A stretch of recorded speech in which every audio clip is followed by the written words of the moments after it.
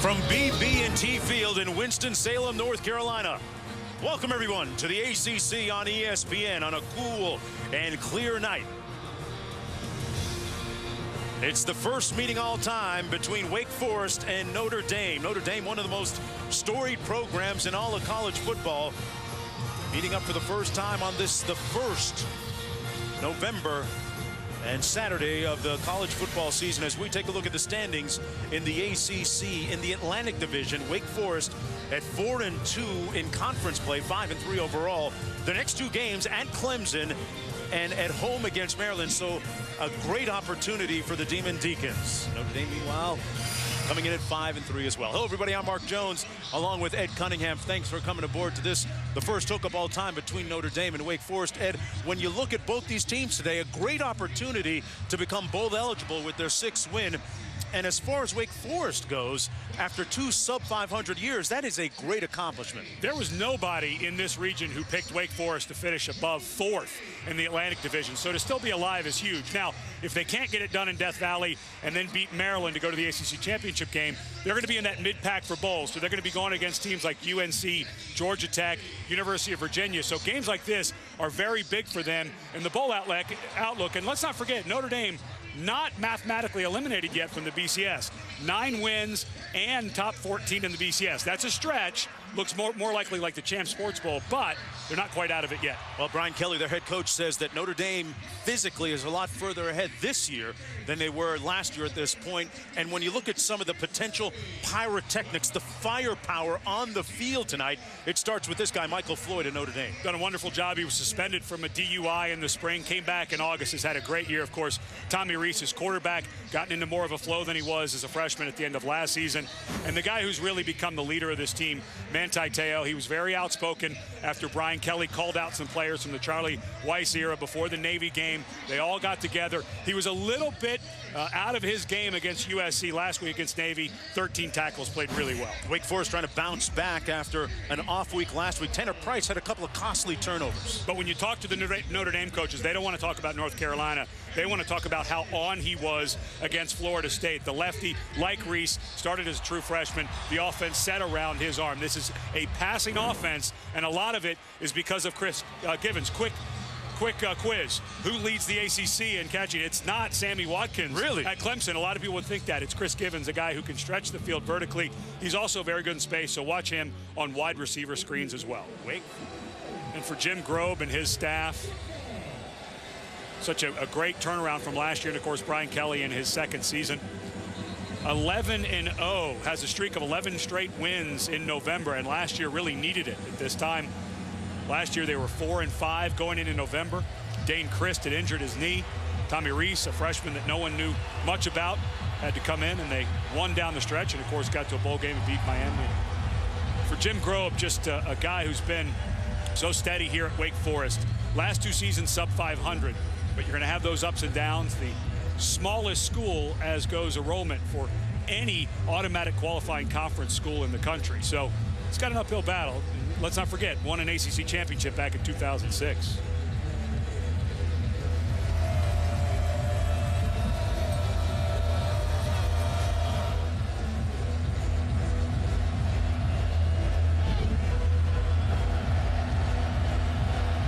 Notre Dame winning the toss, deferring to the second half. The Demon Deacons receiving. Errol Noel turns the corner and heads north at about the 30-yard line, where he's pushed out of bounds. That's where Tanner Price, the 6'2", 205-pound sophomore, will take over. First down and 10. He's completing 61% of his passes, 14 touchdown tosses against 6 interceptions. Had a couple last week, though, that came at a very untimely moment for them. Tough loss against North Carolina. 5 turnovers for Wake Forest. They had 5 total turnovers in the first 7 games. So trying to get back on track here in a rare off night in his sophomore year for Tanner Price against North Carolina. Brandon Pendergrass is the tailback, lining up behind the quarterback. Little pistol formation look.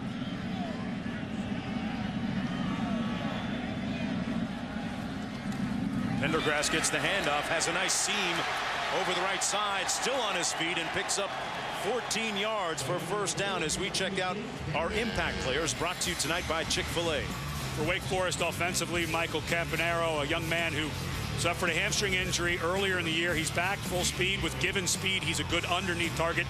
Joe Looney, guy who's the leader up front on a senior-laden offensive line, going against a very young defensive front because of injuries for Notre Dame.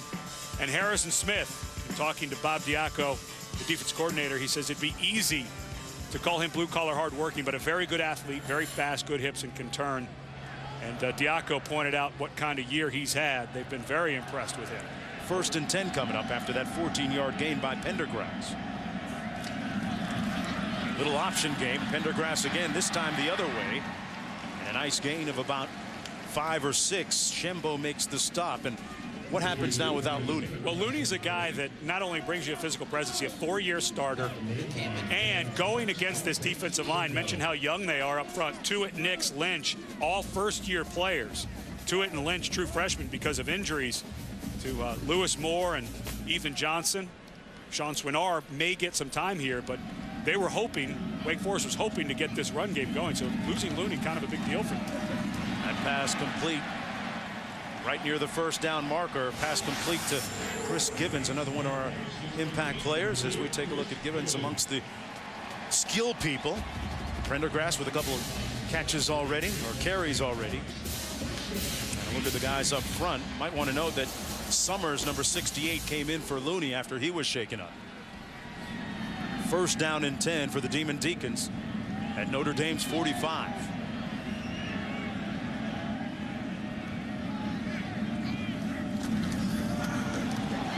Here's the reverse to Givens, trying to get to the edge, and he does. Steps out of bounds with another Wake Forest 1st down. As we take a look now at that Fighting Irish defense, 3 freshmen up front.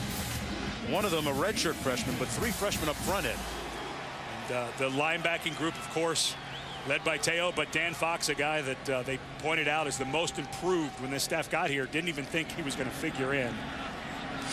Gray and Blanton on the edge, playing a little bit better. You can go after them a little bit. Price taking the snap, a young man who was a true freshman last year. Started against Stanford and Florida State. Used to the pressure cooker. Wide open over the middle at the 30-yard line. The catch complete. That's Campanaro with the reception. And right now, Notre Dame getting absolutely 0 pressure. Notre Dame plays 2 different defensive fronts. They play a 3-man front and a 4-man front. When they're in that 3-man front like they were there, they're playing back in their stance a little bit. They're playing what's called a 2-gap technique, where the defensive linemen are responsible for gaps on either side of the offensive lineman. And the problem with that is sometimes you get stuck in your stance, and right now getting no pressure on the passing because of it. Price gets rid of it quickly. On the edge, complete. And Givens with another nice gain. Brought down finally by Gray. Tanner Price doesn't even look like the same quarterback that played last week against North Carolina. They had some drops early. 2 turnovers on their first 2 series led to 14 straight points for North Carolina. But right now, he looks completely in rhythm. Out of Westlake High School in Austin, Texas, a very storied high school program. They're going to run it this time. Pendergrass cuts it back and falls forward across the 20. Pendergrass, as I mentioned, filling in for Josh Harris, who has an injured hamstring. Harris, the faster of the 2 tailbacks, but he's had problems of late with that hamstring injury, and practiced well this week. Jim Grove hoping that he'll be able to see some time and get some reps. There's a look at Harris on the sidelines. He's a guy who can really spring it. Last year against Virginia Tech, went for 241 yards, the most ever given up by the Hokies. So Jim Grove hoping to get him into the ballgame at some point. The 8th play of the drive, complete. Touchdown Deacons. Pendergrass with the score.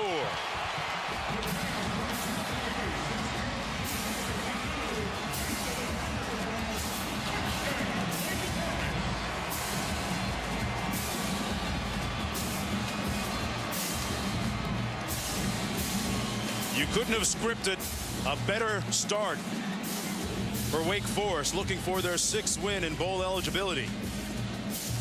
Brandon Pendergrass A key cog offensively in this opening, very impressive 8-play drive. And Notre Dame looked completely flat-footed that entire drive. They look like they are out of sorts. Little misdirection caught them completely off guard on that touchdown. Well, if there are any thoughts of a bad hangover from that loss last week against North Carolina, they answered the question early here. Wake Forest up 7-0 when we come back to Winston-Salem. Well, Notre Dame had a good game plan coming into the game, but as witnessed by that poster, as Mike Tyson used to say, everyone's got a great plan until they get punched in the mouth. Look at Pendergast, a vital part of that score. An impressive opening drive for Wake Forest. But don't sleep on Notre Dame's kickoff return unit. George Atkinson III back deep along with Austin Collinsworth. Head coach Jim Grobe saying there's nothing wrong with playing a game out of sequence a little bit, especially a big one against a national program like Notre Dame. This is Austin Collinsworth, so they kick it away from Atkinson III, but Collinsworth with a nice return all the way out to the 45-yard line. Good starting field position for the Fighting Irish on their first offensive possession here. Tommy Rees, the starting quarterback, working out of the shotgun, hands it off to Jonas Gray, the starting tailback.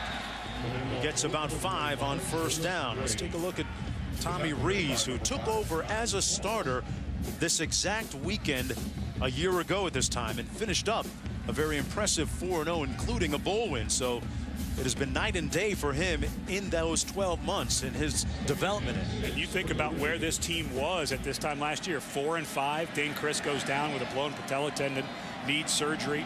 Everybody wondering what's going to happen. They win down the stretch. Big win over number 15 Utah to get to a bowl. There's Jonas Gray tiptoeing around a couple of would-be tacklers. Brought down by Nikita Whitlock.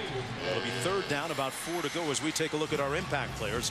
Brought to you by Chick-fil-A. One of the best stories in all of college football, I think. Jonas Gray, a guy who had struggled into this year, had a fumble in that first game against South Florida. There was a return for a touchdown, has earned his way onto the field. Tyler Eifert, a guy who can move all over the field. He challenges you because he can stay in when they go into a 4 wide receiver set. And Morel Noel leads the country in passes defended, 15 pass breakups, an interception. Very aggressive young corner. He's got to have his hands full tonight with Michael Floyd. 3rd and 3. They come after him, and Reese calmly gets it off for the first down at the 40-yard line, complete to T.J. Jones. As we take a look at the rest of the Notre Dame offense, Jones and Riddick joining Floyd, the main receiver there, the leading receiver, and the offensive line doing a nice job trying to keep their quarterback upright tonight. They threw a shutout in the month of October, gave up 0 sacks. The last sack given up by Notre Dame September 24th against Pittsburgh. It's a very veteran group. You take a lot of pride in those stats, huh? Former offensive lineman. They've given up 5 this year. My senior year we gave up 6. So to put that in, that's incredible. That's an incredible stat that they've only given up 5 sacks all year. Creating a nice hole there for Jonas Gray, who picks up about 4. Let's take a look at this defense now for Wake Forest. Doherty, Whitlock, and Thompson. And that 3-4 alignment. Petros, Wilbur, Haynes, and Ehrman. And Noel, we mentioned him, a.k.a. Bud, out of Pahokee, Florida, one of the leaders there in the secondary. Brian Knorr, whose background didn't screen defense. He was a quarterback at the Air Force Academy. Now Wood in the backfield takes the handoff.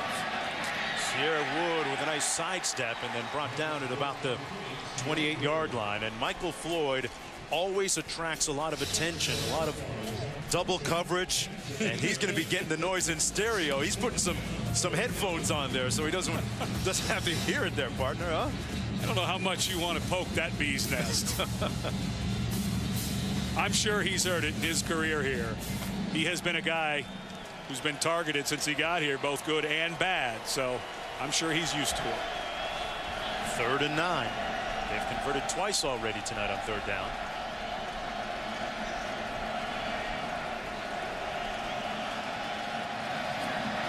Reese given plenty of time all day.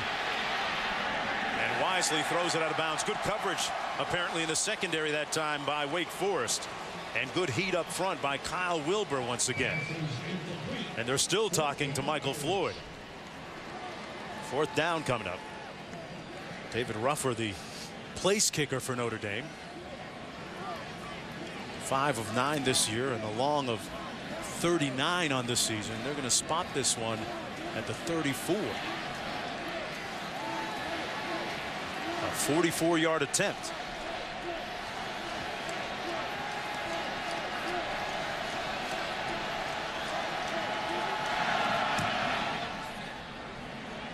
And Ruffer knocks it through.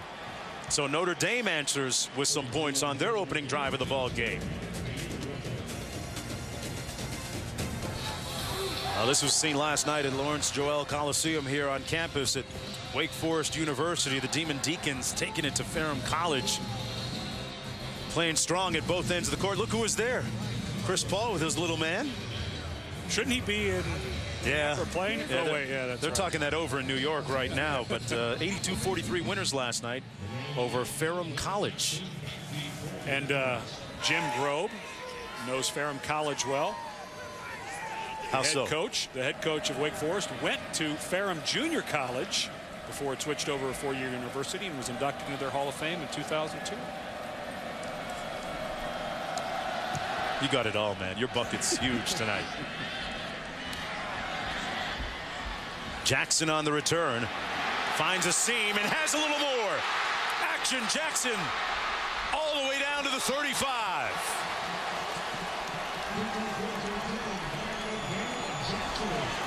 Atkinson made a touchdown saving tackle.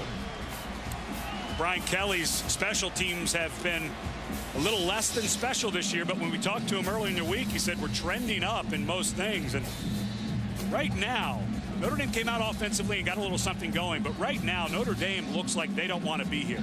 Defensively, they look flat-footed. Pretty good blocking, but that's just a bunch of guys not getting off blocks in gold helmets for Notre Dame right now. A 59-yard kickoff return and a power sweep. This is Chris Gibbons on the fly sweep. Reverses his field and looks to pick up a couple of blocks. He's going to run about 30 yards and get a few.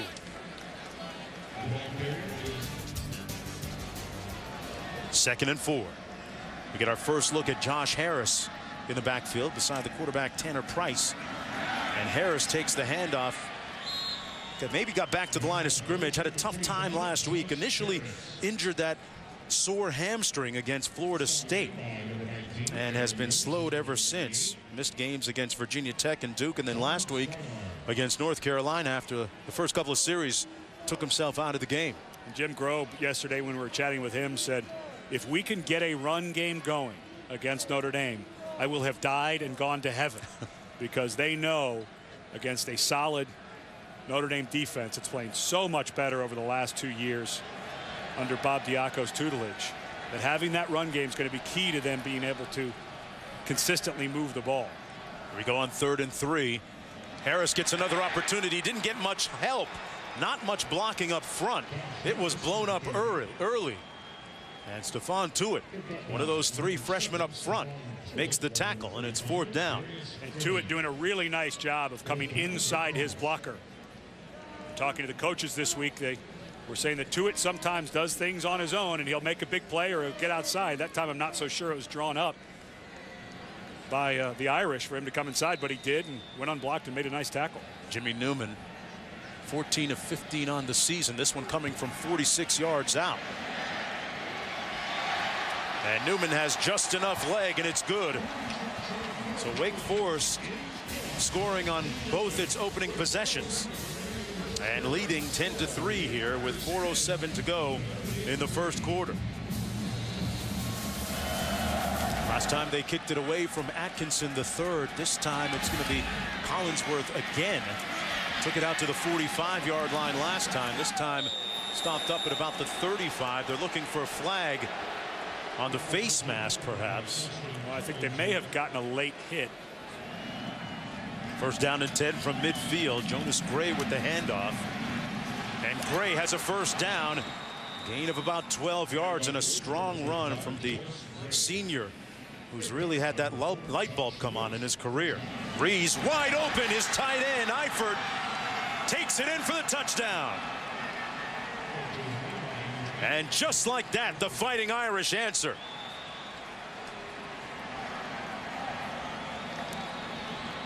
And that was a great read by Tommy Rees. The defensive backs came down on the short route to the receiver on that side. Rees looked that way, waited for Eifert to clear. The safety had come down. What a wonderful read by a young quarterback. Eifert's 4th touchdown catch this season. And with that, we are tied at 10 apiece. He's a bit of a mismatch, isn't he, Ed? Watch the quarterback. Rees looks to the outside, and the safety had gotten spun around Josh Bush. Good eyes by the quarterback. Well, Jackson had a great kickoff return last time he got his hands on the ball. This time he takes it again at about the 7. And Jackson out to the 27.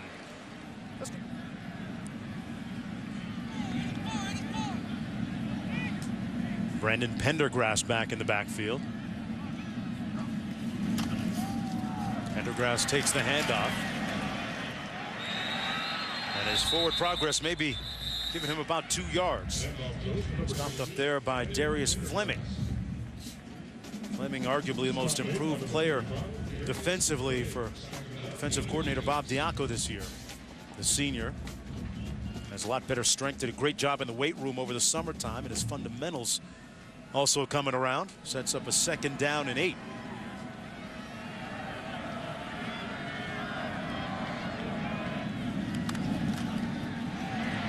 They set up the screen.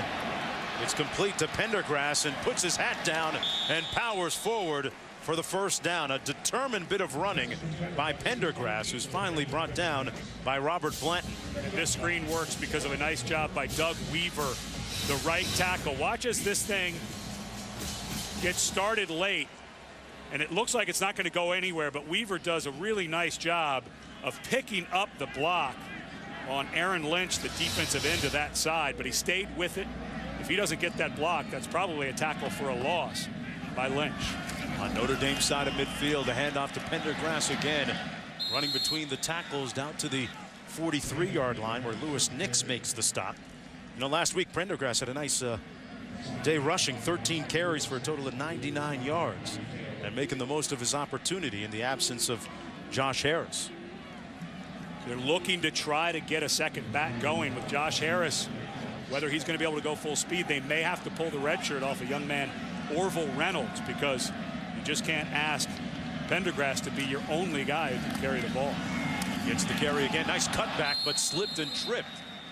Falling forward to about the 42-yard line.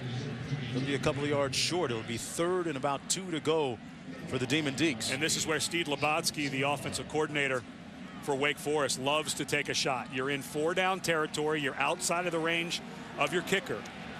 So if you're Notre Dame, do not be surprised if they try to throw one over your head here. Most of the time, that means Chris Givens split to the top of your screen. Matched up against Gray.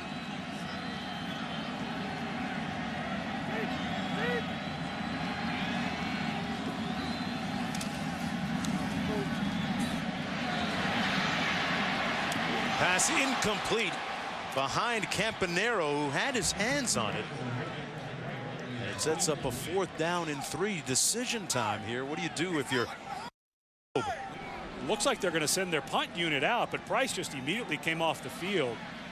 If it were 4th and 1, I think you'd go. But you're in a little bit of a slugfest. I think Jim Grove's making the right decision here to punt this away. Wolfeck standing at his own 44-yard line. Rolls out and then just booms one. Oh, and Wake Forest going to down this inside the 5-yard line.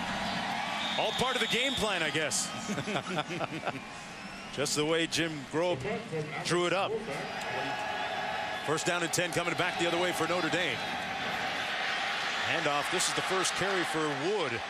And Sierra Wood gets the 1st down, gain of about 12 on the play. He's the team's leading rusher, averaging 5.6 yards per carry. And you look at what Notre Dame can do offensively because they have 2 productive backs. With Wood and Gray, you can go 1-2, 1-2 with those guys. And you look why Wake Forest, a team struggling running the ball, because right now they're only able to rely on one guy. Such a luxury to have two productive backs like Notre Dame does. Well, for the Golden Domers, it's been a tumultuous couple of weeks with some inner turbulence. Some comments made by their head coach, Brian Kelly, a couple of weeks ago. Wake Forest, meanwhile, right in the mix. 10-10. Second quarter coming up. Welcome back, everyone, to the ACC on ESPN. Notre Dame and Wake Forest deadlocked at 10 apiece as we get ready here for the start of the second quarter. Here were some of the comments I was alluding to before we went to break. Brian Kelly had this to say. You can see the players I recruited. We've had one class, and those were some divisive remarks, or at least interpreted that way by some of his players. And it caused a flurry of activity in the social media. Some of the Notre Dame players actually tweeting responses to the coach's comments, and it proved to be a very combustible situation. Ed, he said, hey, it's like a family. You have some bad days, you work it out. Yeah, and I know everybody's saying the right thing coming out of the meeting they had last week on Friday before the Navy game, but that was really a huge misstep by Brian Kelly.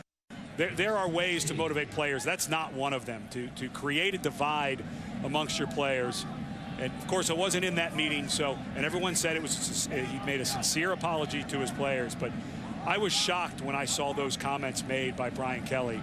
Again, I think that was a big misstep by him here in his second year at Notre Dame. Reese hands it off to Sierra Wood, a gaping, yawning hole up the middle and a first down out by the 30, where Kenny Okoro makes the tackle. And let's check out how Mike Golick Jr. did on his first play in. He's going to do a back block, turning to his left. Posts up. Nice job. Excellent job on a very good nose guard, Nikita Whitlock, who's a quick guy. Whitlock was slanting that way. And Mike Golick Jr. did a good job walling him off. Mike going to slide him the evaluation at halftime, no doubt. This is Sierra Wood. Cuts it back nicely, and Wood with another good gain. 2nd and 16.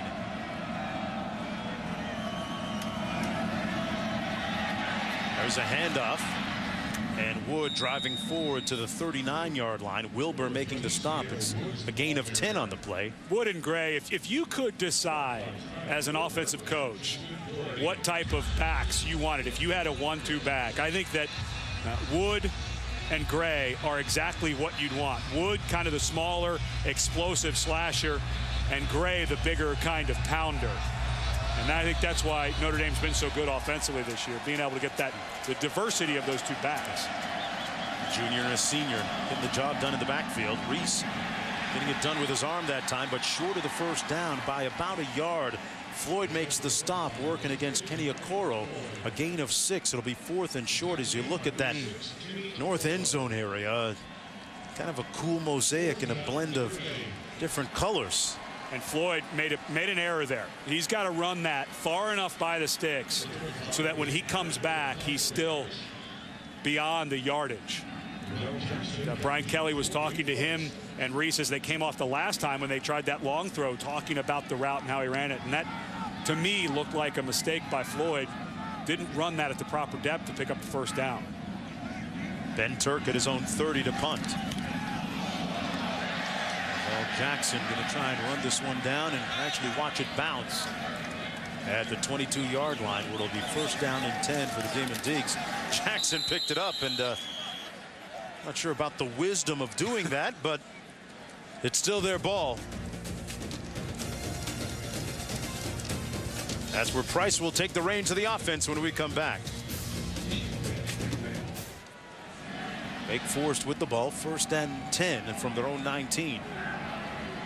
Brandon Pendergrass back in the ball game for Josh Harris.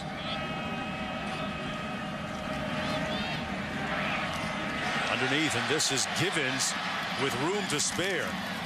And Givens picks up about 14 on the play. First down and 10.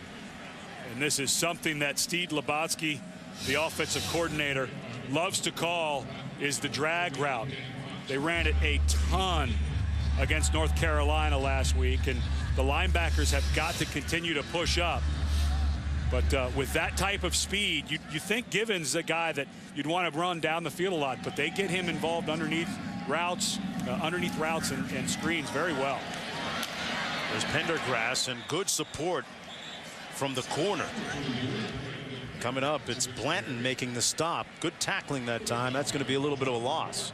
It was a nice job by Blanton fighting off the wide receiver that came down to block him, number 81, Terrence Davis. Blanton, good size for a corner at 6'1", 200 pounds.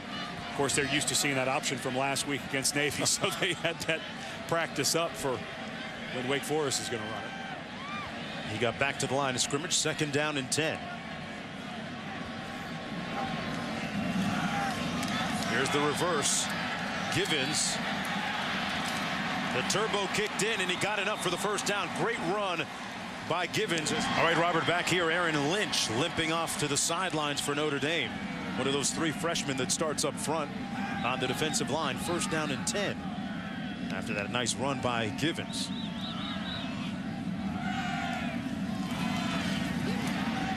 That pass complete to the tight end, Parker.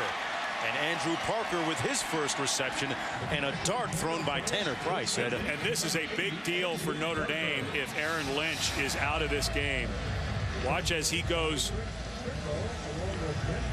Oh, he just twisted that left ankle, because remember, Capron Lewis Moore, defensive end, veteran, out for the year with a knee injury. And Ethan Johnson, high ankle sprain.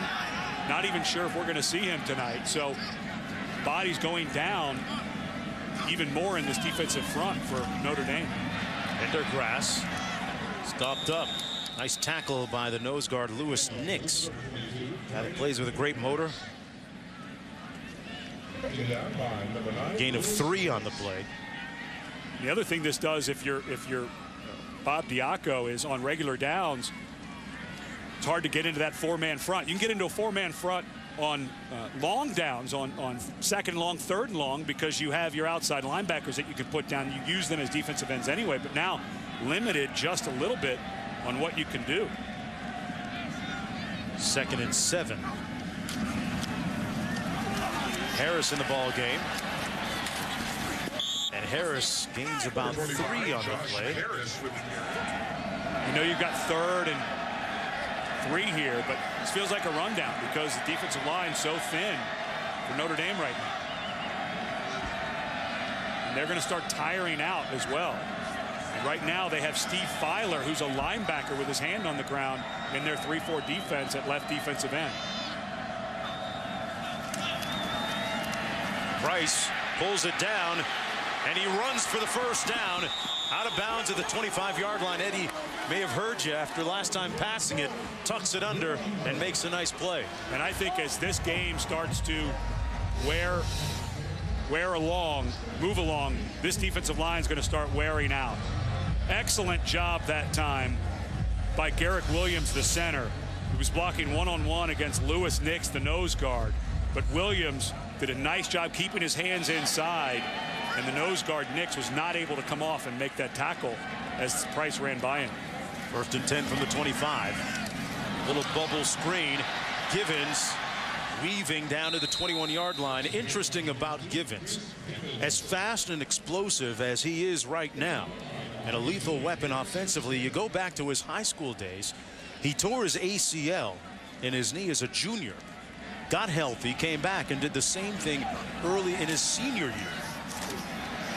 And this is the other receiver, Campanero, gets the 1st down. But getting back to Pendergrass, Givens, interesting that, you know, the Wake Forest coaches say we can afford to take a chance on a guy like that because he worked hard to come back and it was worth the risk. And if he doesn't tear his ACL probably before his senior year, he's from Texas, he probably stays in state at Texas Tech. He's a great fit there, but because of that 2nd tear, he gets to Wake Forest, and a guy who's really improved his work ethic too. Aaron Lynch came back into the game, number 19 at defensive end for Notre Dame. He limped off a few moments ago. Up top, a little bit of contact. Campanero was the intended receiver. Number 22, Harrison Smith, in on the coverage, had his hands all over him. And that ball's uncatchable. Yeah. Unless they call, you've got to wave this off. The ball was thrown 5 yards out of bounds. There's no receiver in the world that can make that catch. Calvin Johnson doesn't make that catch. Yeah, this ball's uncatchable. It is pass interference right there. The ball's in the air, but that ball was going out of bounds. I think another official needs to come over and wave that off. That is the, that's not even close. Yeah. Manute Bowles not catching that ball. That was the first Notre Dame penalty all game. Givens in motion to the top of the screen. Pendergrass. Got about a yard. It'll be second down and goal. And now be careful with the clock if you're Wake Forest. Don't let this burn down too much. Remember, any type of penalty on the defense is going to be an automatic first down. So you've got your three. Oh, they should have taken a timeout here. Josh Harris now in at tailback. Second and goal. Givens in motion. Harris gets the call. Touchdown.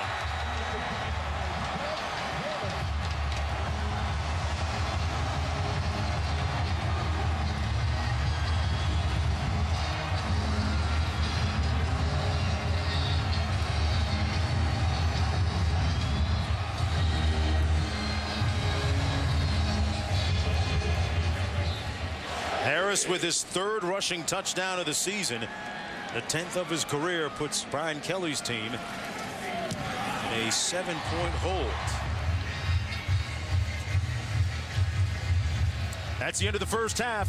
Wake Forest with the lead. Let's go back to Robert Flores in the studio. And that canvas halfway filled up right now as we get ready for the third quarter. It's the ACC on ESPN here from Winston-Salem, North Carolina. BB&T Field. Wake Forest leading Notre Dame 17-10 in the first meeting ever between these two teams. Hello, everybody. I'm Mark Jones along with Ed Cunningham. Thanks for coming aboard. That other game, a much lower scoring game than ours tonight. 3-3. Which other game? I'm not sure. There's another big one going on right now somewhere in the country. But Ed, what jumps off the page at you from the first half? It's the fact that Notre Dame, we talked about as we were coming on the air, their defensive line and their down numbers. And right now, Wake Forest, with a bunch of movement, Bob Diaco, the defense coordinator, was worried about, they played Navy last week, which is assignment ball. You've got the pitch man, you've got the dive man. But now, with a diverse offense, and now with Lynch maybe hurt, this could be a tough second half going against Wake Forest. So you talk about adjustments. I'm not sure what adjustments Notre Dame can make when they're down so many men up front on their defensive line. A couple of teams trying to become bowl eligible with a win tonight as we take a look at our Southwest Airlines playbook. Well, this was the interception by Tommy Rees.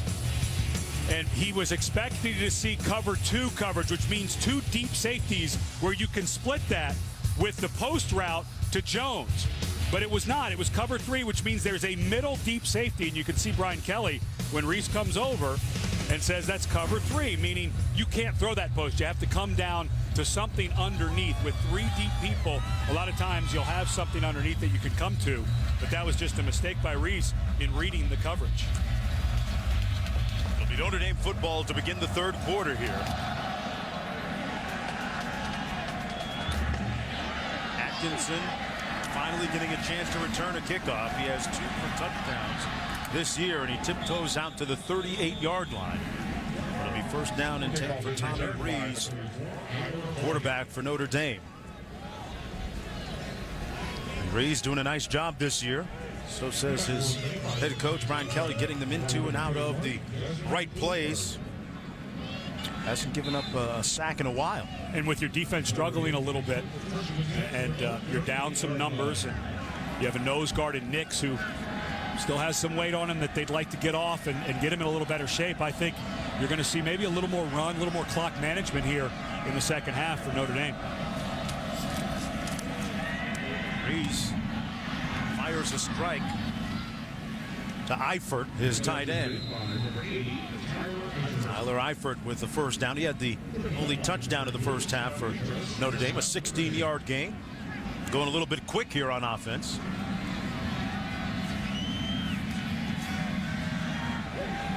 Rees. It's caught. What a catch by T.J. Jones, who was submarined. He did a fine job to hang on to the football. Second down and 4 after his reception.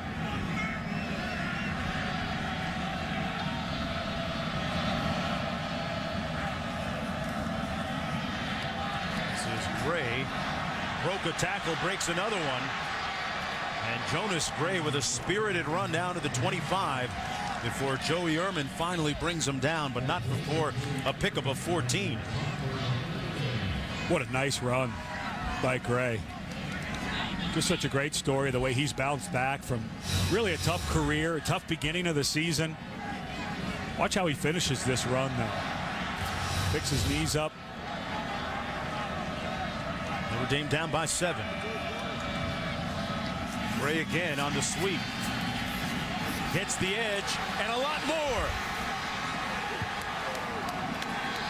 Touchdown.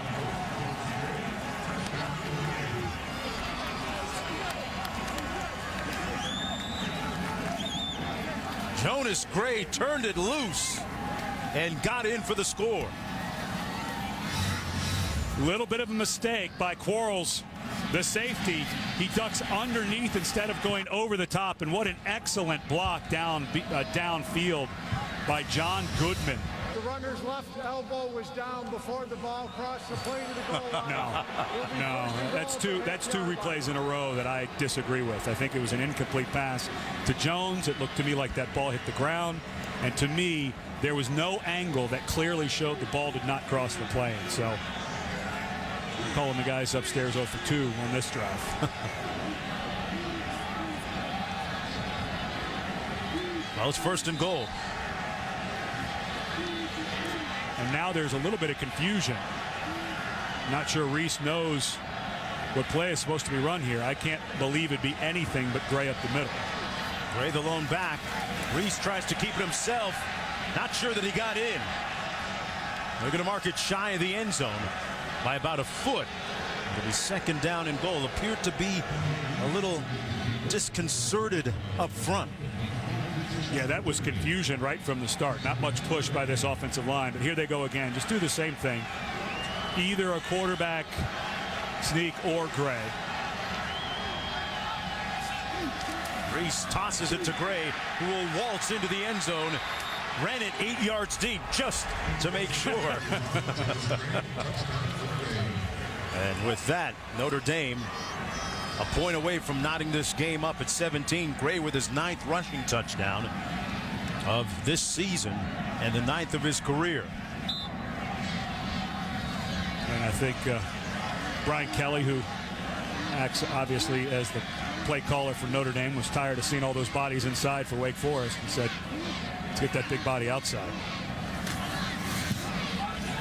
Tied at 17, just under 13 minutes to go in the 3rd quarter of play. A couple of teams looking to become bowl eligible. The shine on those helmets a little brighter after that last run. Welcome back, everyone. It's the ACC on ESPN, tied at 17.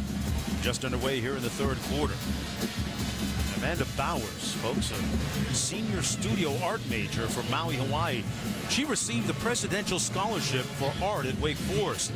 Last September, she was in France and worked as a copyist at the Louvre. One of many talented students here on campus at Wake Forest University. Have you ever been to the Louvre and seen the Yes, copyist? I have. Yes, I have. Really, first time I walked in, I'm like, what are those guys? And it's just a lot of people go in there to study the art, and they actually copy it. It's pretty cool. She helped us with our scene set earlier tonight. And Notre Dame, good coverage that time on special teams. Going back to that review, and I was making light that it would be 1st and goal at the 5-inch line when they overturned the touchdown by Gray, but I would imagine that Brian Kelly's heart was in his throat with what's been happening this season at the goal line. Of course, the fumble return for a touchdown against South Florida beginning of the year, and then it happened the almost identical thing. Dane Chris fumbled a snap against USC. Both of those returned close to 100 yards for touchdowns. So I would imagine for Kelly, those were tense moments there. See how Wake Forest responds here. Their opening possession of the 3rd quarter, not too good.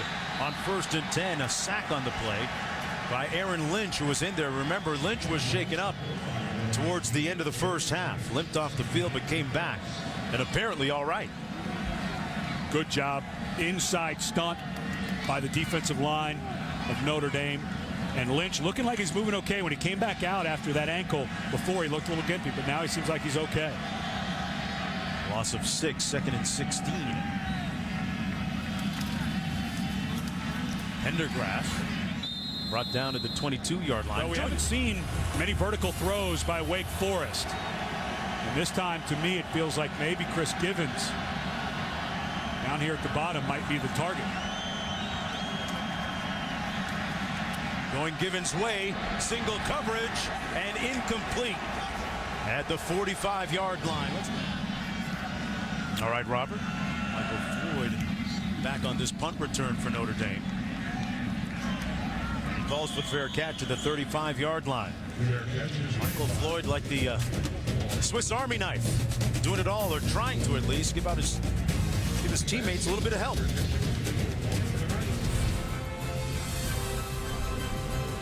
Welcome everyone back to Winston-Salem, North Carolina. Glow at night as we take a look now at our Sony Big Picture.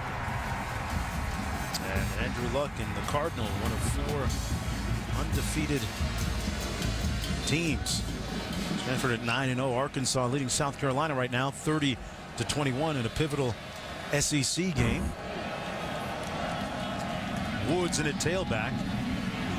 Floyd brought down at the 41-yard line. And back to our Sony Big Picture. Trent Richardson with just 53 yards rushing so far in a defensively slanted game right now. Alabama and LSU tied at 3 apiece. The number 1 and number 2 teams in the BCS standings. Stanford's going to get a nice test next week. Get Oregon at home. Next 3 games for Stanford at home. Oregon, Cal, and then, of course, Notre Dame to finish out the season. Reese incomplete at the 47-yard line. Intended for John Gooden. It'll be 3rd down and 4 coming up for Notre Dame. Reese with some good football lineage. He mentioned growing up going to the Rose Bowl games. His dad, a longtime NFL personnel man and former college coach at Northwestern and UCLA.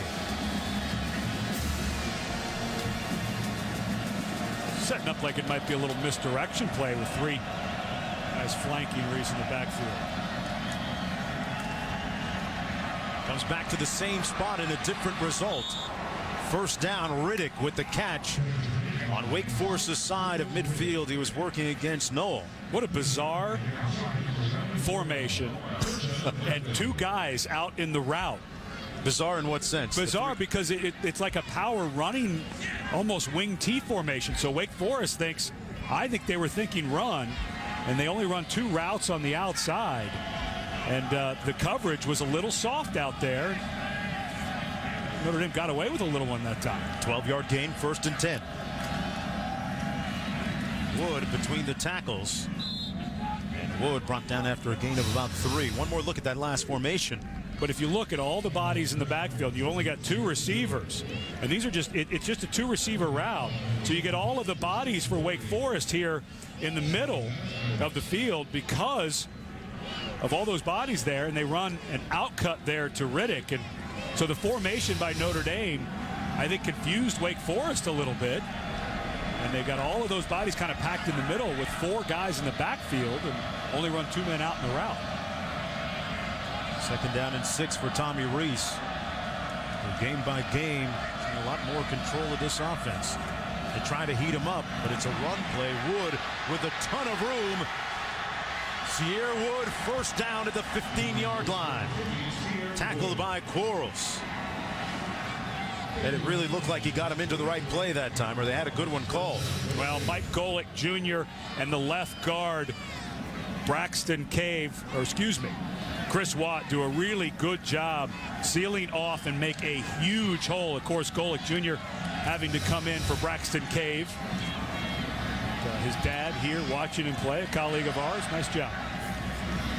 1st and 10, Reese into the end zone. Caught. Touchdown, Michael Floyd. Floyd getting the last word for now. And this is what a 224-pound receiver gives you. The physical presence of Floyd. He gets banged at the line of scrimmage. He's running a corner route. That's really good coverage, actually. But you can see how strong he is on the much smaller Noel. Noel doing the best he can, but that's just a flat mismatch. Well, we saw earlier in the game, two defensive backs for Wake Forest were bumping their gums and yapping a lot at Michael Floyd, and you aptly pointed out, partner, maybe it's not a good idea to poke around in that bee's nest because the hive is alive right now. And you feel like all of the momentum has shifted over to Notre Dame's side. Wake Forest, it feels like they need some type of answer drive here, or Notre Dame may just come out and put another one on.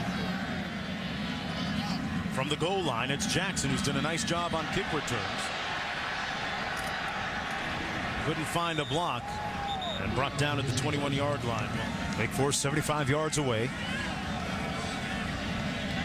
Both teams looking for that 6th win to become bowl eligible tonight.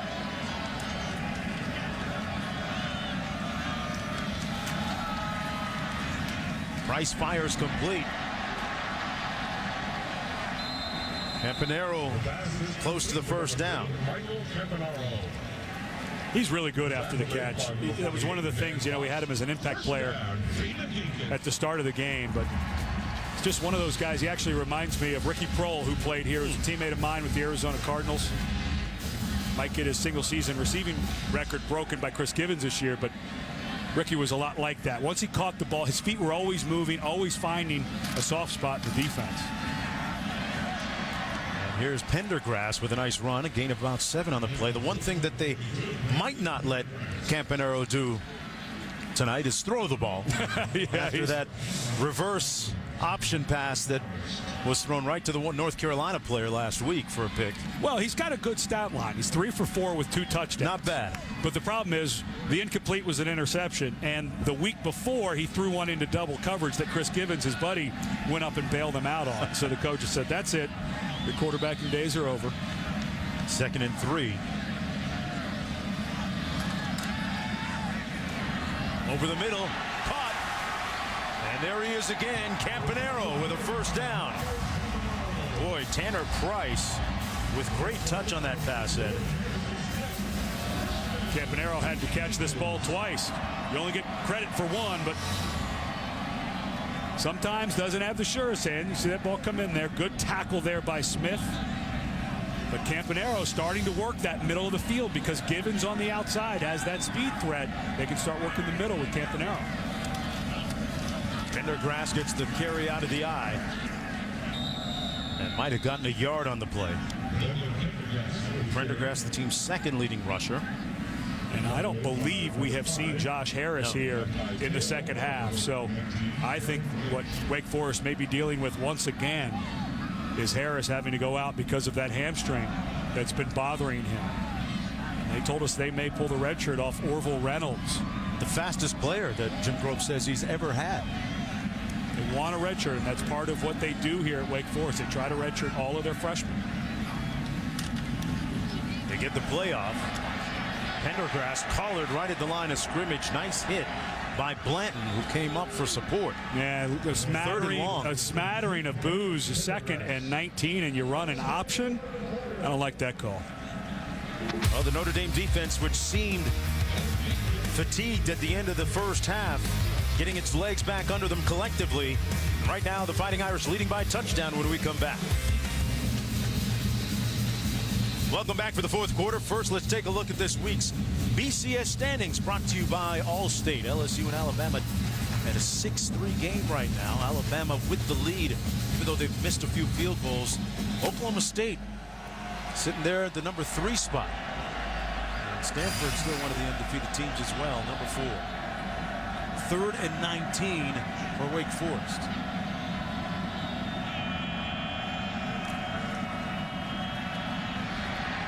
Under heat and sacked back at the 46. Shembo bringing down Tanner Price. And it all comes back to that holding call. That's the one you put a mark next to. They were at least in field goal range. They back up, they run an option, and then get a sack. What a gutsy performance by this defensive front. Short-handed. Looked like they may lose Lynch, who's come back in, but they've been able to get pressure pretty consistently here in the 2nd half on Price. Goodman back at his own 9-yard line. Wake Forest is going to get this inside and down it inside the 5-yard line. A 43-yard punt. There's Jonas Gray with nowhere to go. He's going to lose a couple of yards. And yeah, getting back to Michael Floyd, it was a complete comprehensive overhaul of his lifestyle, which included his eating habits. Did great work in the weight room and getting his body ready and getting in shape for a great run his senior season. And it was something that had to happen. That was not the first time he had been in trouble off the field. So Brian Kelly and the Notre Dame family sat him down, told him what he had to do to come back, and it was all or none. He was not going to be a couple game suspension. He was either back or he was gone, and he did the work necessary to get himself back, and apparently has changed his life a lot on the outside. And like I said, when you get towards the NFL draft and teams start looking into that, they don't want a guy, doesn't matter how much talent you have. They'll take a risk occasionally, but they won't do it in a high draft pick. And of course, that's where Floyd is expected to go, somewhere in the top 15. And once they start looking at that background, they want to know that they can count on a young man if they're going to pay him that much money and risk that pick. Wake Forest defense needs a stop here to stop this surge. 3rd and 10 coming up. A chance to seize back some momentum. The draw, Jonas Gray looking for a hole, stays on his feet, but he's not going to get there. And the Demon Deacons defensively respond. Mike Olson with the tackle sets up a 4th and long. Good stop for Wake Forest. Yeah, the defense responding that time, and they should get decent field position here. And Notre Dame got all of that momentum there in the 3rd quarter, but not able to get another score on, go up 2 scores, letting Wake Forest hang around here in the 4th quarter. 4th punt of the night by Turk, standing at his own 2-yard line.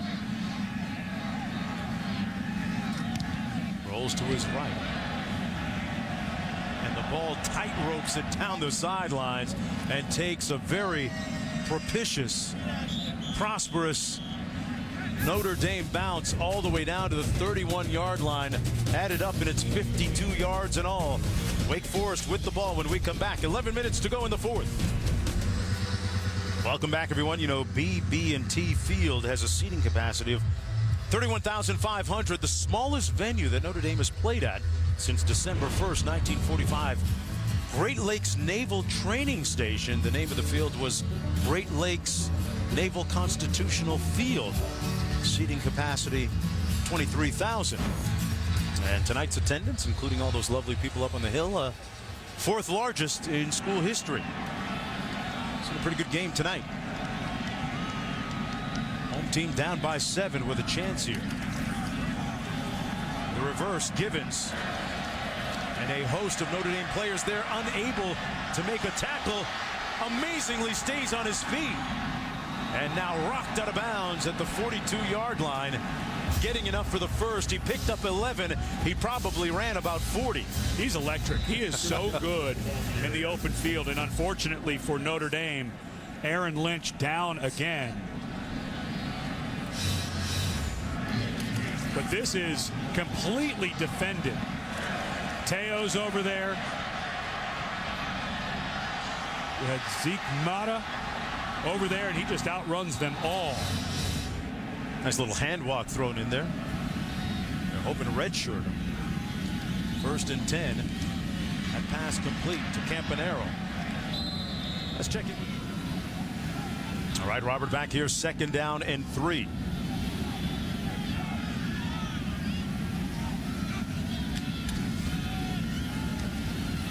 This is the freshman we were alluding to a minute ago with a nice burst in the 1st round. Reynolds on his 1st carry tonight. 2nd carry, actually, officially. And Reynolds was a guy that they were hoping to redshirt. The last thing they wanted to do was pull his redshirt. But Brandon Pendergrass, a guy who's had to completely carry the load for the most part, because Josh Harris, the other running back that they were hoping to start, Harris, a guy who had 136 yards against Florida State. This is the guy you mentioned. They say he's the fastest player they've ever had in the program. They didn't want to have to pull his red shirt, but they had to have a 2nd running back, and they just can't count on Harris. 1st and 10 from the 42. Price off his back foot completes it nonetheless. to his tight end, Cameron Ford, who makes the grab at the 27. A 16-yard gain, and the Demon Deacs a little amped up right now. Good protection this time. Got his feet a little twisted around. That ball floated on him some. Just a little bit of a nitpick, but you know, as he gets a little more mature in the pocket, no reason to hop step like that to the side. That ball floated just a touch on him. Reynolds in the backfield beside Price. Little option. They'll try to get Reynolds free on the outside, but he's brought down to the 30-yard line. Good tackle by Blanton, who's had a few of those tonight. I think they need to toss that option out of the playbook. It hasn't worked one time tonight. As a matter of fact, I would imagine they have negative yardage, and that's at least the second time that Blanton has been the man who's come up to blow it up. And a lot of teams want that option in there, so you have to get ready for it. But if I'm Steve Lebowski, I'd take out the pin instead of the highlighter and scratch that one off of my sheet. Reynolds back there again in the backfield beside Price.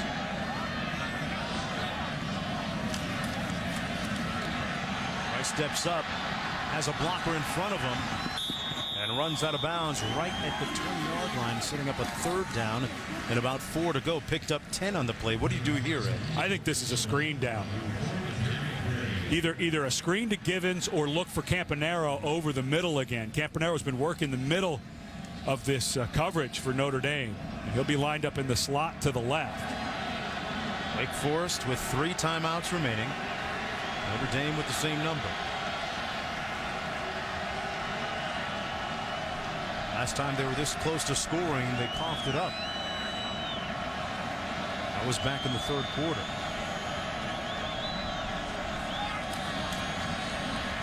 Wide open, Givens with the first down. It'll be 1st and goal from the 9-yard line for the Demon Deacons. An 11-yard gain. Boy, quarterback Price showed a lot of moxie that time in the pocket. And because the tight end runs off, the linebackers have to go with them, and Givens comes right underneath as Cameron Ford released down the seam. Good call by Steve Lebowski that time.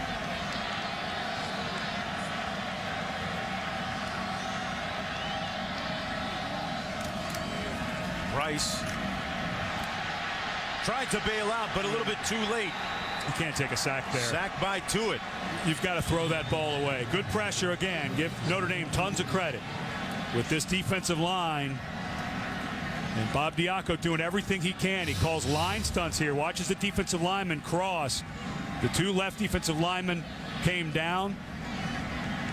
And then the right side came around, and Tuitt does it. But you, as a young quarterback, that clock has to go off. And you cannot take a sack and get yourself to 2nd and goal from the 21.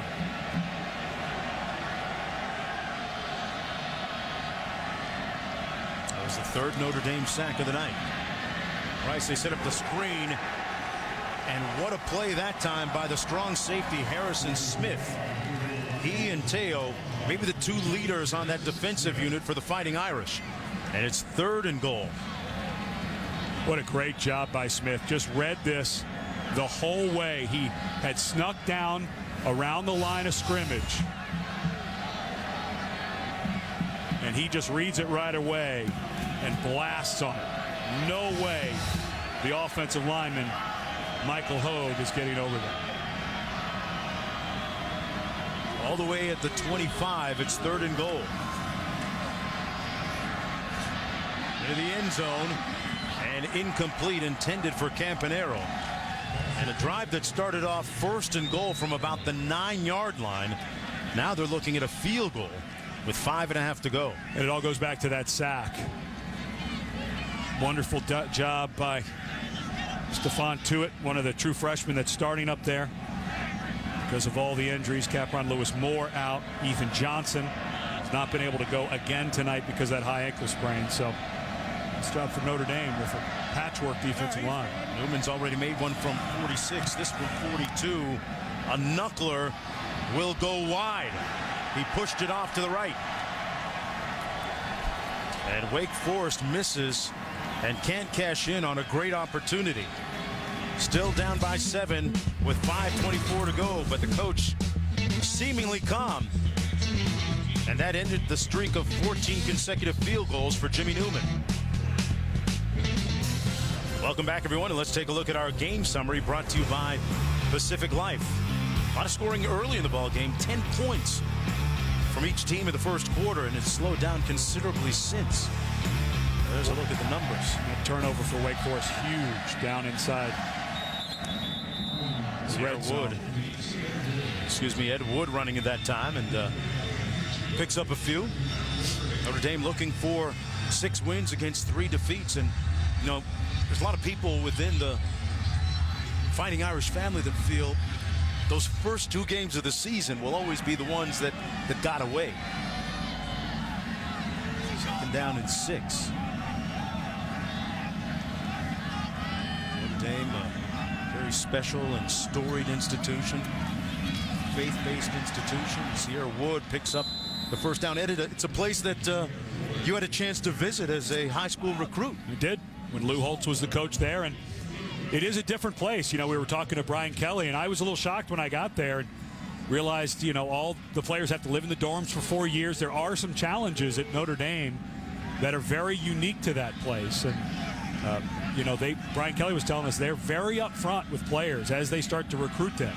And I'm not saying Lou Holtz wasn't upfront with me, but I had no idea when I got there that, you know, the players had to live in the dorms just like everybody else for 4 years, and a little different than other places. But Brian Kelly talks about how they let people know that right up front, because if Notre Dame's not for you, they don't really want to recruit you. Look at that graphic when they won their national title back in 1988. 97% of the players weren't even born. And the last time they won their Heisman, not one of them was. I'll never forget, I was interviewing Bobby Bowden after they had played at Notre Dame, and he took his players. Of course, the College Football Hall of Fame is there in South Bend, but he took his players, and he was so upset that his players didn't know the history of Notre Dame. And this was just a few years ago, and I said, Coach, how many guys on your team were alive when Notre Dame won a national championship? He thought about it, and he realized, you're right. These young men today, they don't know this history because it wasn't during their lifetime. Jonas Gray picks up another Irish first down, and the clock now strongly in their favor. Wake Forest with 3 timeouts remaining.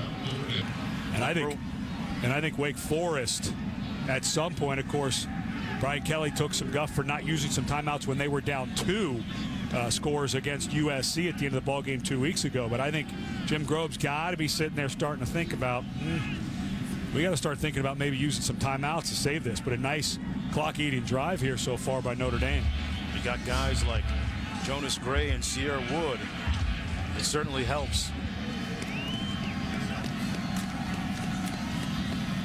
This is Jonas Gray off the right side into Wake Forest territory at the 48-yard line. Well, the biggest growth that I've seen is this offensive line. You know, not to give up any sacks. I don't believe they've given up a sack tonight. So they have not given up a sack since September 24th against Pittsburgh. Now, a lot of that has to do with a good running game, good blocking by the backs. Reese gets the ball out very quickly. But this offensive line has turned into a very good unit. Trying to pave the way once again for Gray, who's close to another first down. Hey, getting back to that recruiting visit of yours. So what was the difference between the dorms at University of Washington, where you ultimately ended up, and Notre Dame? Well, and that's the biggest difference is at most schools, when you go there, you live in the dorm for maybe a year, maybe 2, and then a lot of guys move off campus. Now, Notre Dame trying to put this game on ice. Gray fighting. Oh, I'm not sure that he got that first down on 3rd and 1. Let's see where they spot it. They gave him a very favorable spot. And by the spot, they may have gotten it. Oh, we got it. By a bump on the football. Now, what does Wake Forest have to do in terms of trying to slow this train down a little bit with that timeout remaining? Well, with only 1 timeout, this ball game is on ice. Notre Dame should be able to run out the clock without having to do anything but take knees now. And Wake Forest out of timeouts right now. Notre Dame looking for its 6th win and becoming bowl eligible in various scenarios out there for the Fighting Irish. A BCS one still mathematically, they're not theoretically mathematically there, right? out of it. You have to have You have to have 9 wins, which they'd have to win out, including a win against a very good Stanford team. And they'd have to be in the top 14 of the BCS. That's the one that I think is the longer stretch. I think this team's good enough to beat Stanford. I think Stanford's beatable. But you get to 9 wins, maybe you start sneaking up. They're not out of it. But the most likely scenario is the Champs Sports Bowl. And when you start looking at the predictions, the ACC school that will fit in there, which would be the 4th ACC school Notre Dame will play this year, most likely will be a Florida State team that, frankly, is playing very good right now, getting much better with E.J. Manuel back at quarterback. So be a pretty good matchup. Of course, this game, the first of 3 in Notre Dame's ACC tour. And the thing for Wake Forest now, they have to come back, lick some wounds a little bit. Talk about missed opportunities. I don't want to take anything away from the way Notre Dame played tonight, but a fumble inside the 10-yard line for Wake Forest, and then a sack on a 1st and goal from the 9. Then they lost yardage on a screen play. Got no points out of that drive. But Wake Forest travel to Clemson, and who knows? Remember, they beat a good Florida State team earlier in the year, and if they win there and beat Maryland, they can win the Atlantic Division, be in the ACC championship game. Well, Notre Dame improves to 6-3 overall. And Wake Forest falls to 5-4. Still though 4-2 in conference play. A couple of big ones coming up. Well, once again, our final score, Notre Dame the winners. For Ed Cunningham and our entire crew this evening, I'm Mark Jones. Pretty close game, 24-17. We're going to say good night from Wake Forest.